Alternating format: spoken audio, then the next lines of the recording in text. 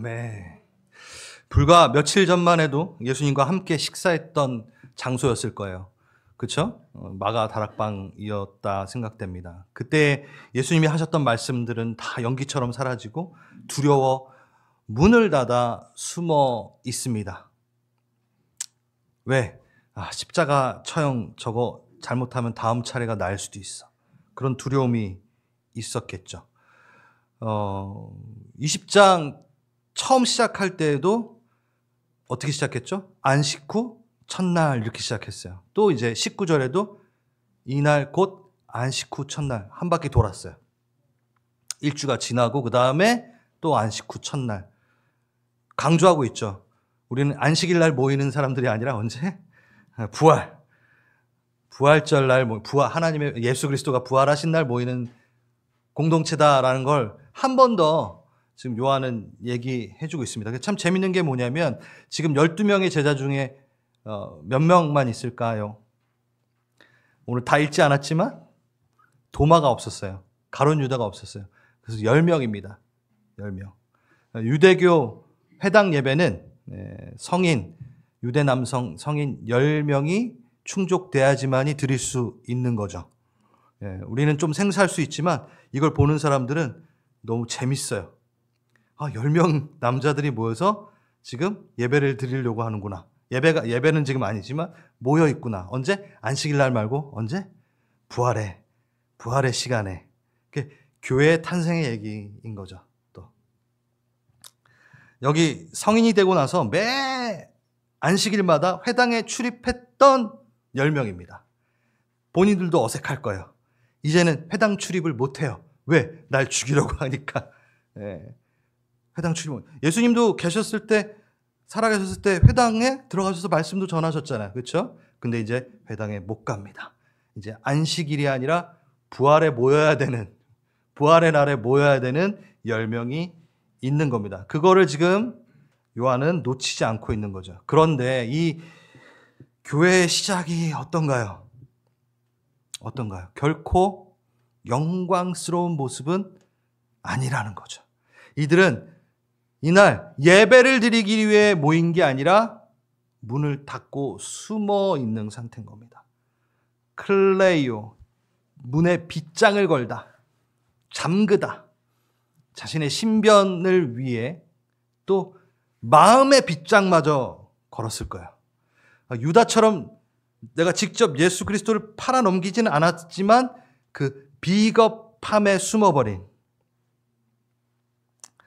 다 떠나버려 비겁함에 숨어버린. 그리고 또 하나 뭘까요? 예수님에 대한 실망도 조금 있겠죠. 뭐 이렇게 따랐는데 갑자기 죽어. 실패, 원망의 마음의 문을 닫아버린. 많은 의미를 말합니다. 문을 닫았다라는 것은 또 부끄러움, 무엇보다 두려워하여 문을 닫습니다. 상처투성이인 패배자의 모습으로 은둔자로서 숨어 있는 거죠. 이게 교회의 첫 모습이었다라고 합니다. 어색하죠, 여러분. 교회는 막 영광스러운 모습으로 시작돼야 될 것 같은데 오히려 두려워하고 있는 모습으로 시작하는 걸 주목해야 됩니다. 교회는 음부의 권세가 흔들지 못할 정도로 강하죠. 근데 누가? 예수가 있어야 됩니다. 그리고 교회는 실패투성이들, 은둔자들의 모임이기도 한 거죠. 잘 보십시오. 여러분 여기 와서 완벽한 사람을 만나고 싶어 합니다. 나한테 완벽하게 사랑을 줄 사람들을 찾아오지만 죄송합니다. 당신도 그러지 못해요. 우린 실패자로 이곳에 옵니다. 상처 갖고 옵니다. 오래전 갖고 있었던, 자라오면서 갖고 있었던 습관, 상처, 그것까지 다 갖고 옵니다. 그게 교회입니다. 그걸 용납하고 그거를 용서하는 것이 교회이죠. 그 힘은 어디서 나오나요? 예수 그리스도. 예수 그리스도가 오사 용서하기 시작하십니다. 그가 먼저 용서하십니다. 어떻게 해요? 가운데 서서 뭐 하셨어요?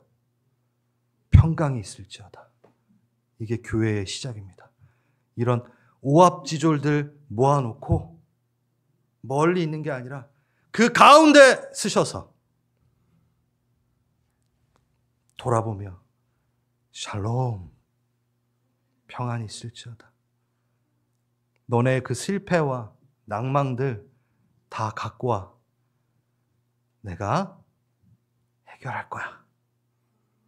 괜찮아. 모여도 돼. 내가 있잖아. 그리고 그 가운데 서서 이 말씀을 하십니다.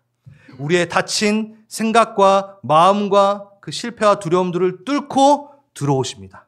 그게 교회죠.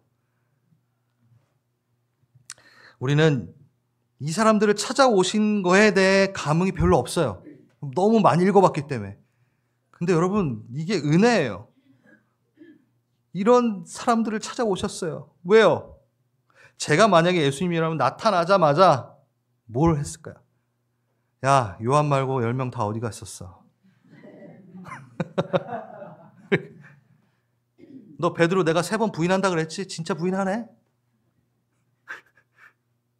너네 너무 심한 거 아니야? 어떻게 다 도망가냐? 저 같으면 그랬을 거예요. 근데 우리 예수님은 저가 아니죠. 여러분, 이게 감흥이 있어야죠.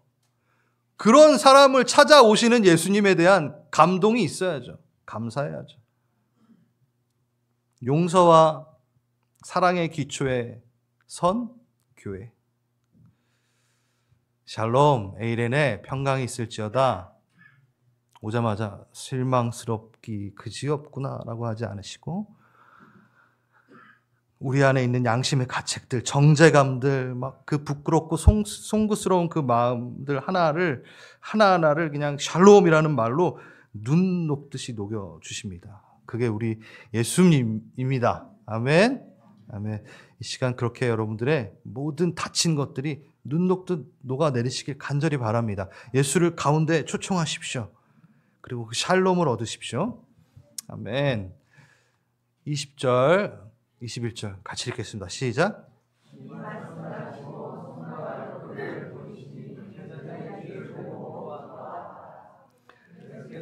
시대에 너에게 평강이 있을지어다. 아버지께서. 아멘. 예수님이 십자가에 달리신 자신의 그 몸을 그 실제로 보여주시면서 진짜 그 십자가에 달렸던 그 사람이 나다. 그 예수가 나다라는 것을 보이시죠. 그리고 부활은 영적인 어떤 현상만이 아니라 실제 육체적 부활이다라는 것을 분명히 얘기하고 계십니다.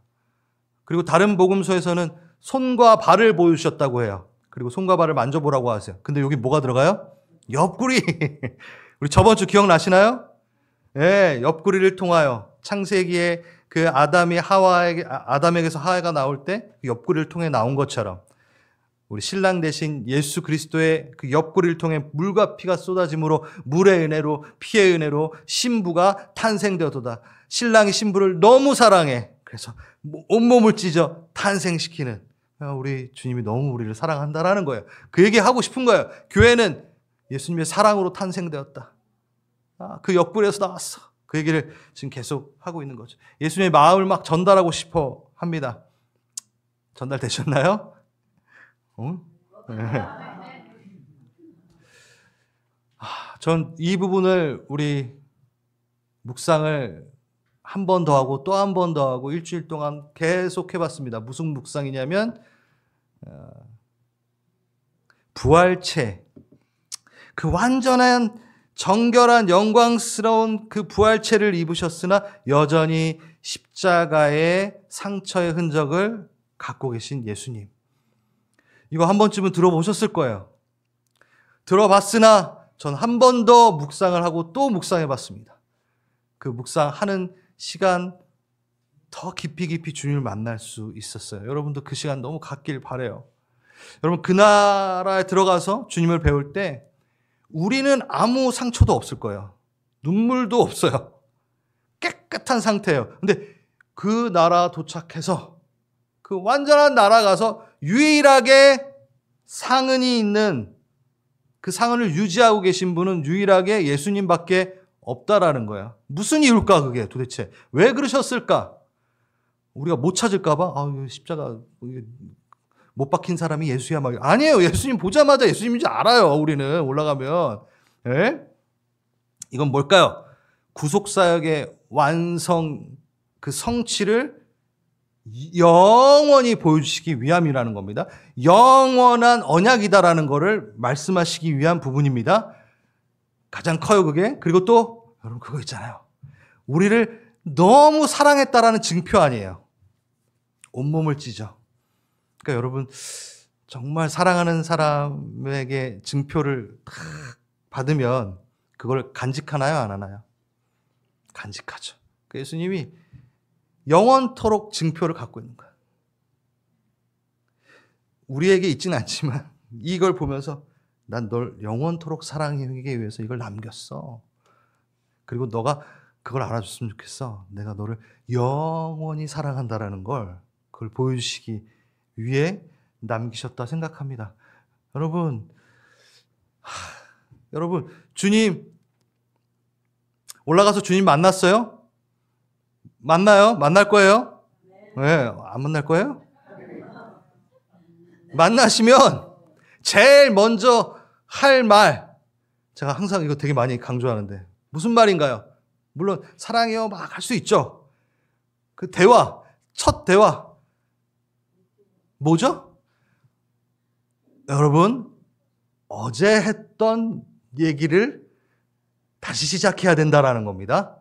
제 얘기는 뭐냐면 한 달 동안 얘기도 안 하고, 아니 1년 동안 대화도 안 하고 예수님 만나면 너무 어색하다는 거예요. 뭐요? 우리는 그날 주님을 딱 만났을 때 어제 막 수다 떨었던 거를 다시 수다 떠는 거죠. 그거 있잖아요. 우리 자매님들 막 한 몇 시간 동안 통화하고 내일 또 얘기해 뭐 이거 있잖아요.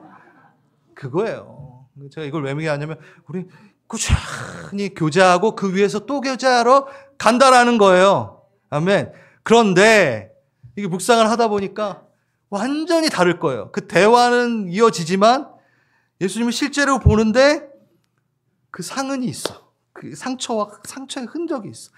그 손이 못 박힌 그 뚫린 그대로 거기 상상이 가세요? 그대로 계세요. 그러면 막 기쁘고 막 즐겁고 하다가 그 동일한 감정 가운데 또 하나의 감정이 나올 거예요. 뭐죠? 엄숙함, 숙연함. 와, 계속 묵상하는데 이거 장난 아닐 것 같다. 진짜 보자마자 눈물을 날 것 같긴 하겠다. 와, 그냥 이게 아니라 하다가 주님 뭐 이렇게 될 것 같은 거. 그럼 너무 감사해요.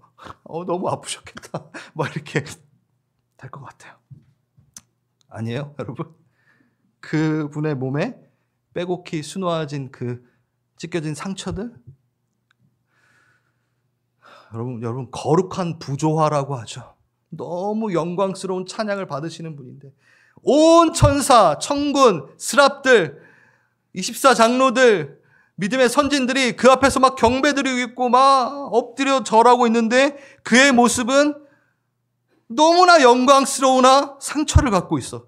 정말 그 거룩한 부조화라고 하죠. 그 영광 가운데 그 부조화를 갖고 계시는, 일부러 갖고 계시는, 내가 너를 위해 십자가에 달렸다라는 걸 알아줬으면 좋겠어라는 걸 말하고 싶어 하시는 우리 예수님. 그게 있을 거예요. 그때 우리는 뭐 할까요? 우리의 면류관을 다시 주께 드립니다. 그래서 드리는 거예요. 이거 내 힘으로 온 거 아니구나. 이 면류관 내가 교회에서 헌금 많이 했고 선교 좀 다녔고 그래서 받은 게 아니구나. 그 순간 우리는 그의 상흔을 보고 면류관을 주께 드릴 겁니다. 말 그대로 의의 면류관이잖아요. 무슨 의의 면류관, 우리가 무슨 의가 있어서 면류관을 받습니까? 그렇죠?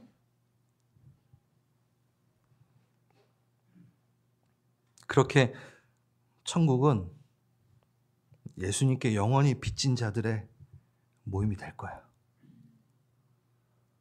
그 영원히 빚진 사람들의 감사와 감격의 기쁨이 있는 곳으로 바뀔 것이고 예수님을 향한 예배로 가득 차게 될 것입니다. 이게 바로 부활체를 입으셨으나 상처를 남겨 말하시는 복음입니다. 그럼 여기서 끝나나요? 아니죠. 그분은 날 너무 사랑하셔서 상처를 갖고 계신데 나는 무슨 증표를 갖고 있는가? 나는 그분을 너무 사랑해서 갖고 있는 증표가 있는가? 상처가 있는가? 그렇다고 막 여러분 막 뭐 찌질하는 거 아니에요? 흔적이 있는가? 여러분은 이 땅에 살면서 무슨 흔적을 갖고 계십니까? 예수님을 사랑했다라는 어떤 증표가 뭐가 있으세요? 있으시겠죠. 있을 거예요. 간증들이 있을 거예요. 전 요번에 그거 하나 추가할 수 있다고 생각합니다. 신랑이 있었던 동네 한번 가봤죠. 이렇게 하면서 흔적. 사랑의 흔적들. 그렇다고 막 제가 예루살렘 가자고 막 모는 건 아니에요. 저는 그곳에서 그 신랑을 제대로 느꼈기 때문에 얘기하는 거죠. 그러니까 그게 하나의 흔적이 되는 거죠. 전 5살 때 이거 뭐 긴 스토리로 제대로 얘기한 적 한 번도 없는데 맨날 하겠다고 하는데 제 간증. 5살 때 골수염에 걸려서 다리가 큰 위험에 있어서 거의 그때는 이제 이게 수술이 너무 면역력이 약해가지고 11번을 수술했는데도 잘 안 됐고 막 이게 이식 수술을 했어요. 그래서 이쪽이 골수염이 걸렸는데 이쪽에서 뼈를 빼서 여기다 넣고 그게 잘 안 맞기 때문에 그래서 여기를 또 뼈를 떼서 이쪽에다 심었어요. 그러니까 제 몸에 상처가 3군데나 있어요. 그게 요만한 게 아니에요. 지금 제가 봐도 이만해요. 다리에 상처가. 제 5살 때 수술 받았던 게 크면서 상처도 같이 커졌으니까. 그래서 제 다리 상처 보신 분들 제가 간증할 때 가끔 보여드리는데 봤죠? 네, 나중에 제대로 한번 제가 돌아다니면서 보여드릴게요. 제 양쪽 다리에는요 이만한 상처가 그대로 이만큼 다 있습니다. 흔적. 물론 이건 내가 막 사랑해서 한 건 아니지만 기적적으로 나를 막 살리신 그 주님과의 스토리 막 그게 있는 거죠. 그게 흔적이 있나요? 여러분들이 있으십니까? 뭐 다친 상처 막 내가 어디서 여기서 맞았고 뭐 이런 거 뭐 이정재가 하는 거 그런 거 말고 정말 삶 안에 예수를 얘기하는. 저는 이거를 탁 보여주면 벌써 간증 끝나요. 이게 뭔지 아십니까? 하면은 뭔데요? 하고 사람들이 관심을 갖고 믿지 않는 자들도 이 얘기에 동참하게 되는 거예요. 이 흔적. 여러분 그리스도의 흔적을 가지십시오. 네. 아멘, 아멘. 왜? 예수님도 나를 위해 영원토록 그 흔적 갖고 계신데 저희도 하나 가져가야죠. 21절 한 번 더 보면요. 그래요. 평강이 있을 줄. 한 번 더 얘기하세요. 또 이르시되. 그러니까 다시 한 번 더 평강이 있을지어다 말했는데 이거는 앞에 거는 뭐예요? 놀라지 말아라. 속죄의 평강이었을 거예요. 너의 정죄감 갖지 마라. 근데 이 두 번째 평강이 있을지어다는요. 하늘의 대사에게 주어지는 선물 샬롬입니다. 그러니까 그 받은 샬롬을 처음 받았던 평안 샬롬을 넘쳐 흘려 보내기 위한 또 다른 하나님의 샬롬 기억해라. 그 샬롬을 원래 너에게 끝나는 샬롬이 아니라 전달되게 구성되어 있다. 그렇게 만들어져 있다라고 얘기합니다. 제가 그냥 억지로 껴맞힌 게 아니라 다음 절을 보면 확실하게 압니다. 샬롬을 하고 나서 바로 무슨 얘기 하셨는지 읽겠습니다. 시작.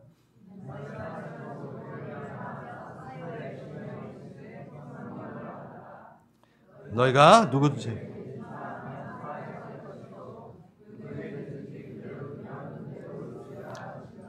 아멘, 아멘. 그 샬롬이에요. 제가 샬롬을 내가 줬어? 그러면서 뭐요? 루아의 호흡으로. 이 파트는 제가 너무 좋아하는 거라서 많이 했죠, 여러분? 그렇죠? 우리는 누구의 호흡으로 살아요? 하나님의 호흡을 빌려서 사는 사람입니다. 내가 혼자서 갑자기 숨이 튄 게 아니에요. 루아의 호흡으로 우리는 사는 거죠. 예. 복음서에서, 그러니까 신약에서는 이렇게 루아의 호흡을 숨을 내쉬며 그 성령이 임하시는 게 여기 한 번 나와요. 근데 구약에서는 2번 나오잖아요. 그렇죠? 창세기, 예, 아담에게 루아의 호흡으로 생명이 된지라. 그리고 또 어디 나와요? 에스겔. 예. 예, 마른 뼈가 살아나는 거예요. 골짜기에 다 마른 뼈가 죽어 있어. 근데 거기에 태어나는 영이 루아의 호흡으로 그들을 살려내는, 생명을 창조해내고 생명을 만들어내는, 새 피조물을 만들어내는데 누구? 성령의 호흡이 들어가는 거죠. 생명 탄생에 대한 거죠. 아담의 생명도 그렇고, 예, 마른 뼈들도 그렇고, 지금 제자들은 뭐예요? 새 피조물이 된 거야. 예전 그들이 아닌 거야. 성령과 함께 한 번에 변하는, 복음을 장착한, 샬롬을 장착한, 영원한 예수 그리스도와 함께 할 수 있는 그 새 피조물, 우리를 말하는 거죠. 그 새 피조물을 창조하십니다. 할렐루야. 그래서 그 호흡으로 여러분은 지금 살고 계시잖아요.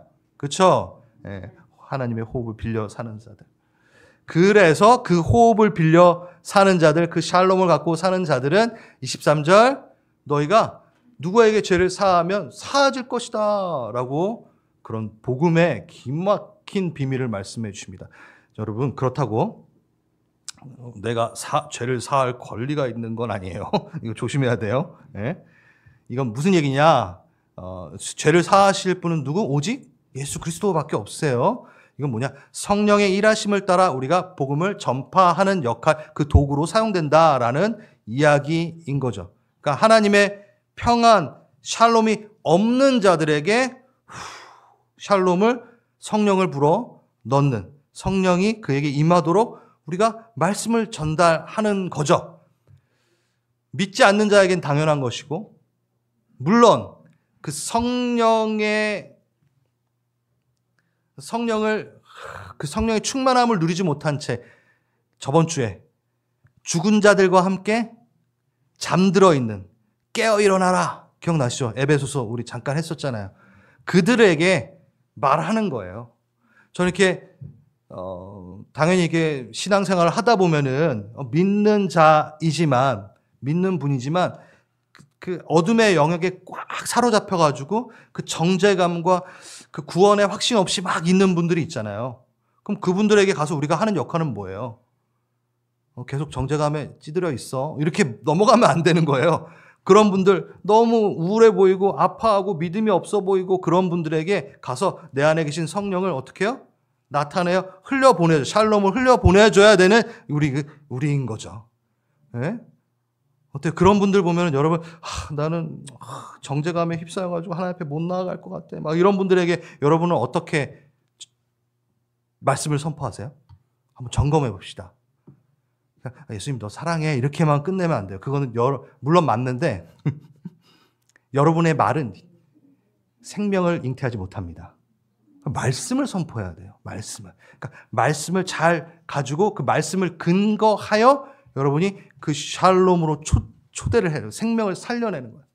로마서 8장에 1절에 나오잖아요. 그럼 우리 이제는 그리스도 안에 있는 자는 결코 정죄함이 없나니, 너가 그리스도 안에 있다면 정죄함이 없어. 왜? 그 이유가 뭔지 알아? 그리스도 예수 안에 있는 생명의 성령의 법이 죄와 사망의 법에서 너를 해방하였으니까 이렇게 얘기하는 거예요. 그런 걸 얘기할 줄 알아야 되는 거예요. 예, 그러라고 암송하는 거예요. 예, 그렇죠? 그리고 또 뭐예요? 로마서 10장에는 또 뭐가 있나요, 여러분?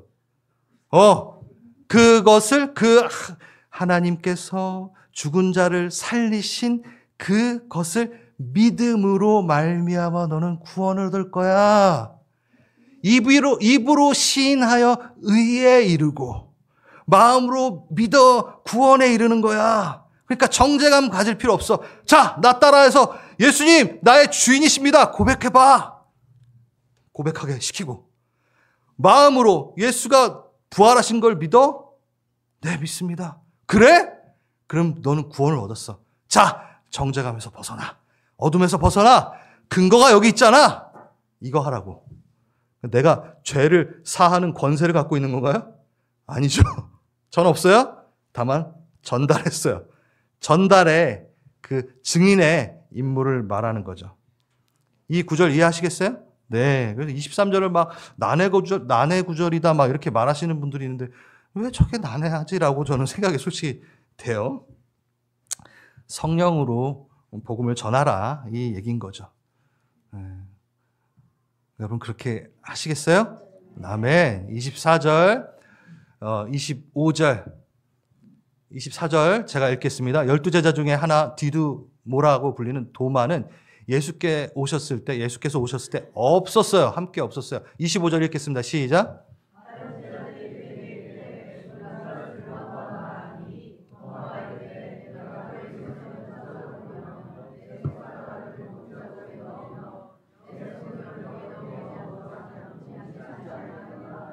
네.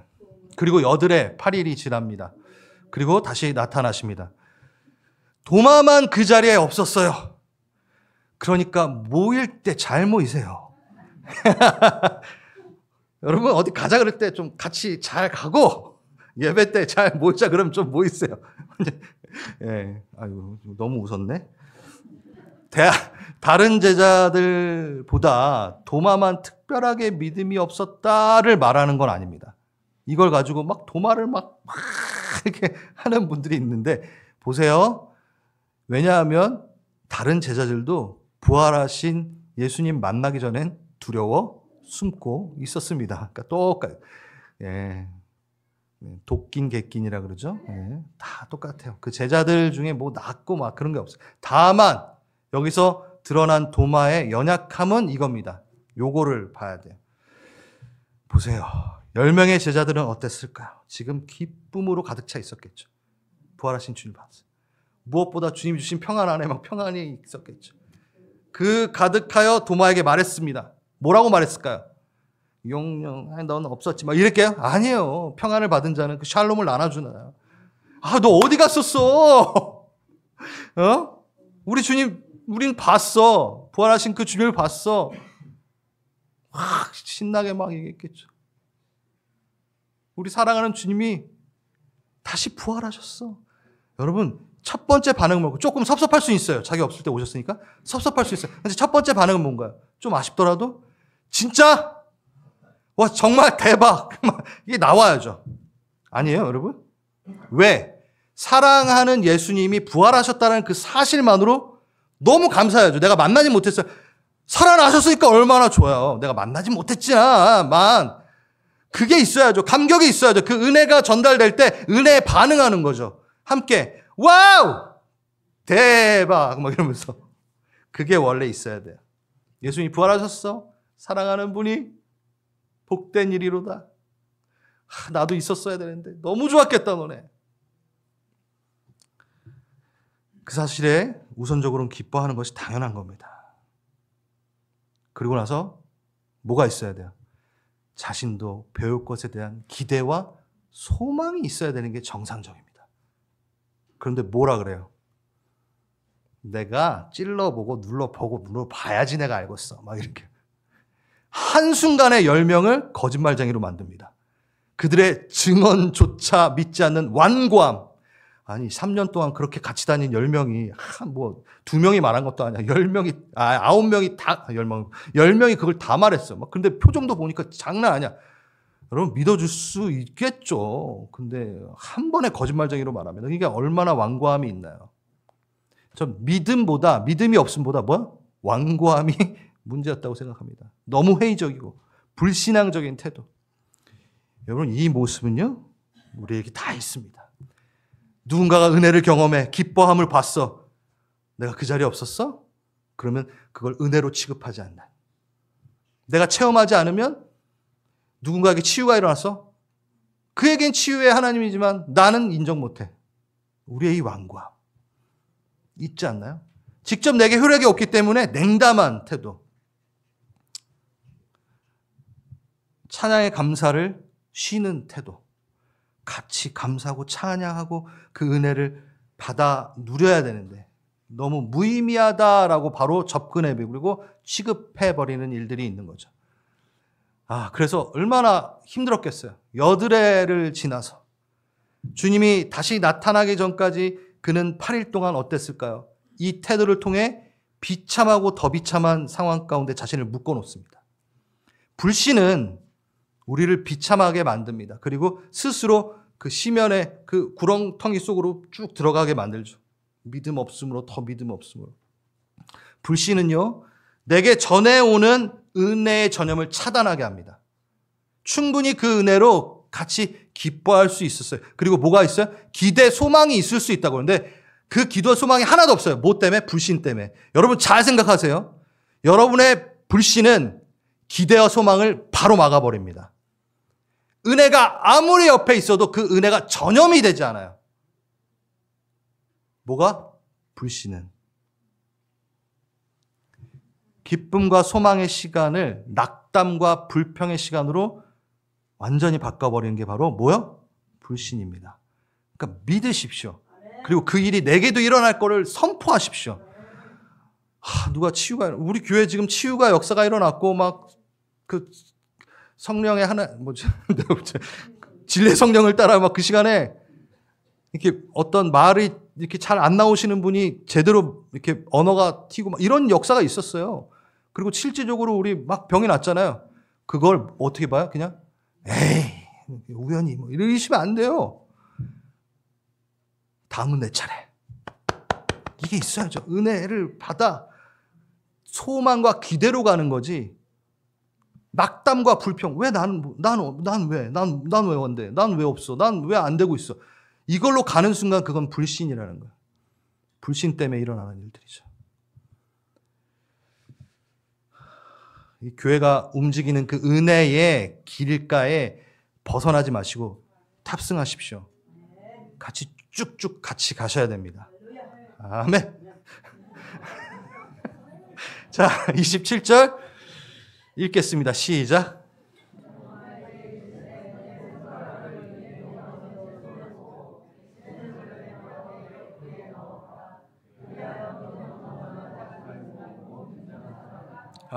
주여. 네. 그리고 도마가 이렇게 얘기합니다. 나의 주님, 나의 하나님이십니다. 보지 못하고 믿는 자가 복되다. 이게 정말 유명한 말씀이죠. 나의 주, 나의 하나님이여. 이 찬양하세요. 내가 주를 경배합니다. 주 사랑하는 나의 마음을 주께서 아시나이다. 이 성경의 유일한 이게 처음 나오고 이 나의 주와 나의 하나님이 동시에 나오는 고백은 유일해요. 나의 하나님. 제자들 중에 앞에 아무리 찾아봐도 나의 하나님이라고 얘기한 적이 한 번도 없어요. 근데 도마가 이제 고백합니다. 은혜에 또 사로잡혀서 이야기합니다. 근데 이 구절은 전달하고 싶은 내용이 명확합니다. 무슨 얘기냐면 제가 노란색으로 했지만 믿음 없는 자가 되지 않았으면 좋겠어. 예수님이 자꾸 이렇게 보지 못했다고 막 믿지 않고 안 그랬으면 좋겠어. 보지 못하고도 믿는 자가 복이 있어. 라는 중요한 메시지를 요한을 통해 예수님이 하고 있는 거예요. 왜? 31절 시작. 오직 이것을 기록.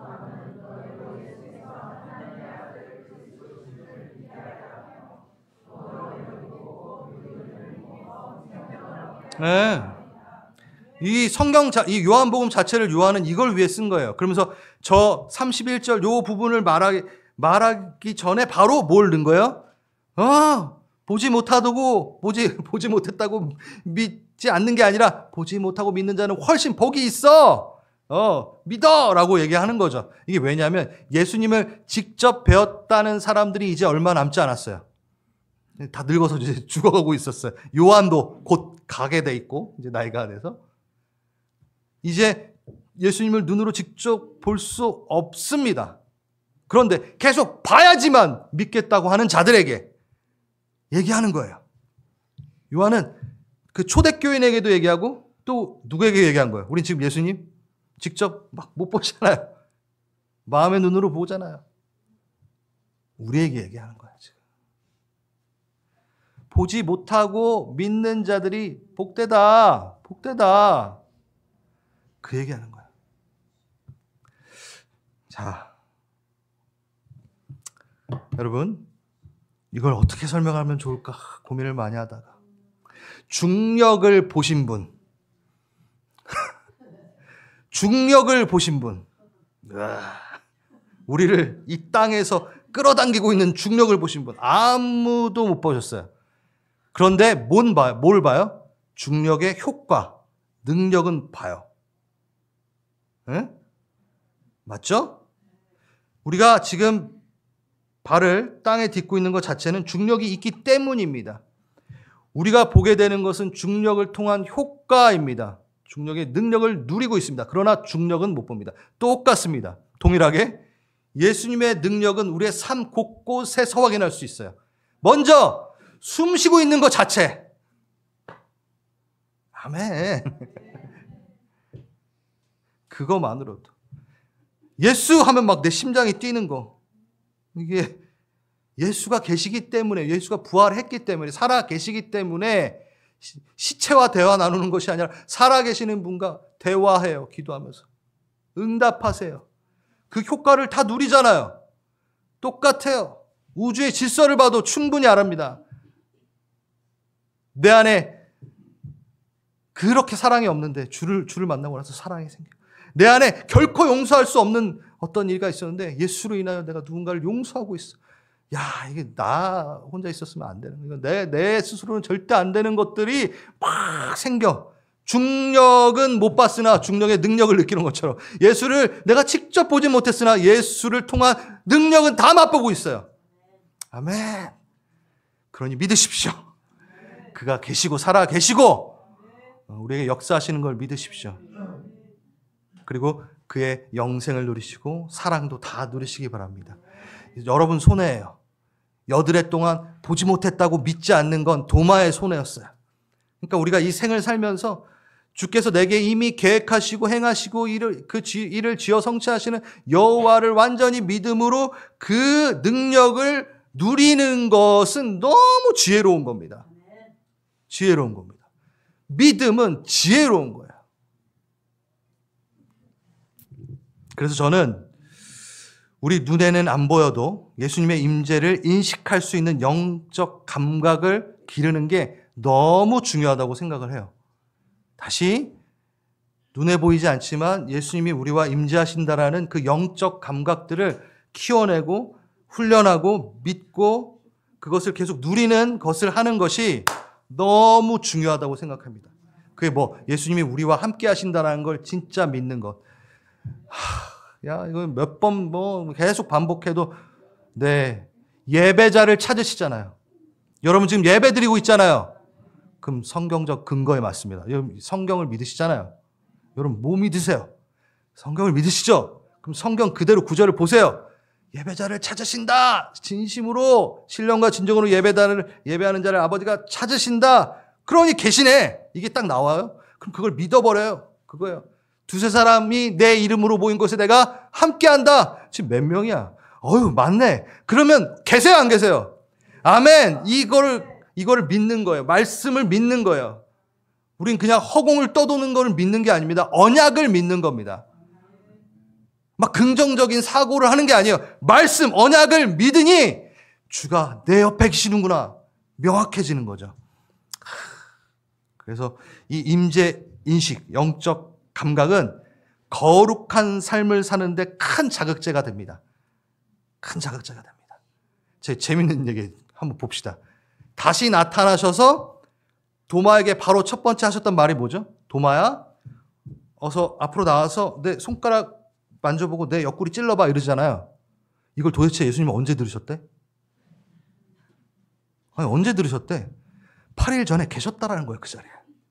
도마가 와가지고 나 없을 때 예수님 오셨다고 내가 찔러보고 해도 그걸 봐야지 난 믿을 거야. 막 이렇게 했던 그 불신의 말을 듣고 계셨어요. 아이구나 어떡하나. 여러분의 불신의 말 할 때 예수님이 듣고 계세요. 그러니까 긴장하시라는 거예요. 제가 이 임재의 그 영적 감각은 거룩한 삶을 사는데 큰 자극제가 된다고 말씀을 드렸잖아요. 그러니까 우리의 행동과 태도가 다 바뀔 수 있다는 지극히 평범하고도 너무나 일반적인 진리를 다시 한번 선포합니다. 주님과 동행하시는 그 삶은 그것을 코람되어 그 앞에 존전 앞에 있다라는 그 영적 감각은 나를 주님을 더 닮아가게 하는 자극제가 됩니다. 아멘. 그걸 믿으시는 분 요거 마지막으로 읽고 기도하겠습니다. 같이 크게 읽겠습니다. 시작.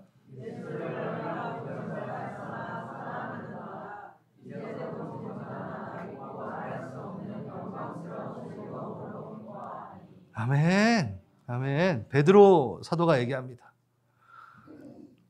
다 경험했을 거 아니에요. 거기 도마가 막 그랬던 것도 다 기억하고 막 예수를 너희가 보지 못하였으나 너가 지금 예수를 사랑하는도다.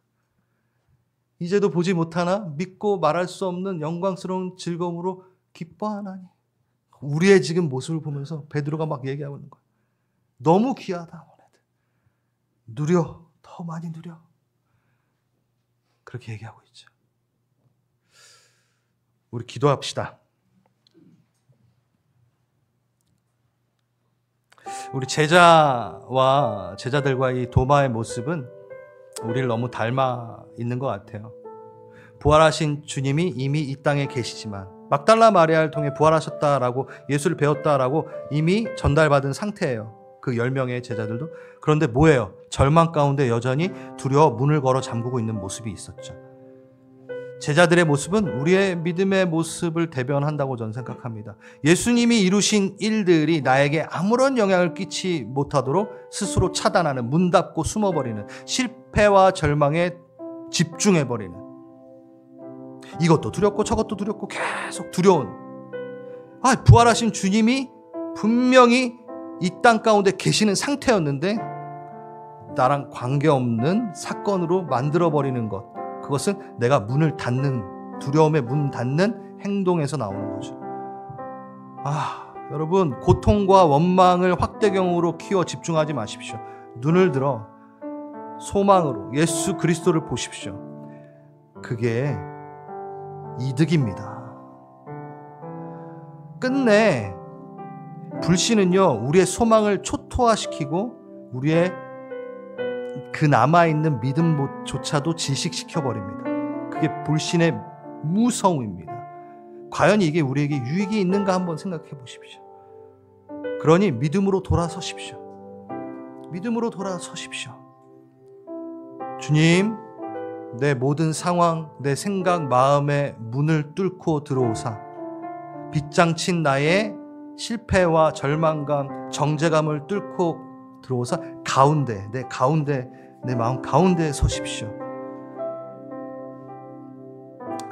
주여, 나는 주의 상처와 흔적을 보며 이 땅 살아가며 나도 뭔가 표현할 흔적을 만들어내는 주님의 신부가 되겠습니다.